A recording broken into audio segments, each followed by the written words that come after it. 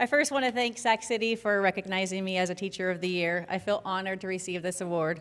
I, of course, also want to thank my wonderful husband. He told me I had to do that, no. And my parents, my handsome boys who are here tonight, and my amazing principals for coming to support me. I'll never forget when one of the college professors once rather bluntly told our class, if the only reason you're going into teaching is because of June, July, and August, then you probably better change your career path now because you will never survive. Thankfully, the summer months were not the reason that I chose teaching, though they're my favorite perk right now, but this professor's words still resonate with me all these years later and have caused me on occasion to reflect on why I did go into teaching. I'm not gonna lie, for me, this questioning usually happens when I'm at home on a weekend with 105 5-page essays or history projects scattered in front of me, begging me to stop procrastinating and start grading, reminding me I need to fill every page in with meaningful comments and suggestions that my students will value as if they're gold. And this is when I have to admit, sometimes I daydream, what would my life be like if I was maybe like a dog walker instead of a teacher? But the truth is, teaching has been one of my greatest joys, and since I began, I've never wanted to do anything else. It's honestly what God planned for me.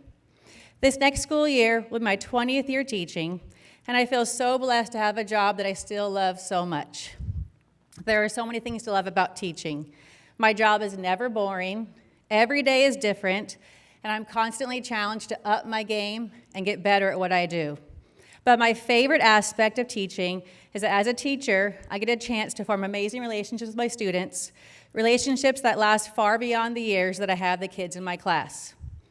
I was so excited when Nini eagerly agreed to introduce me tonight because she is proof of the genuine relationships I get the opportunity to develop with my students.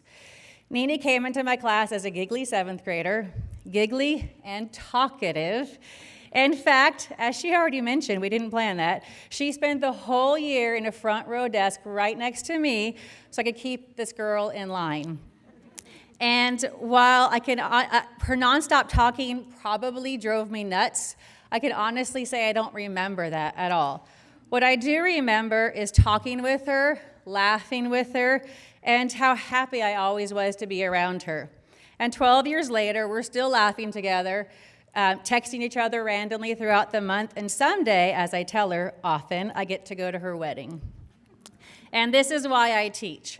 Every year, 105 new students walk into my classroom, and I get to spend the next year getting to know them, challenging them, encouraging them, and pushing them far beyond the expectations they've set for themselves. And ultimately, I get to laugh with them.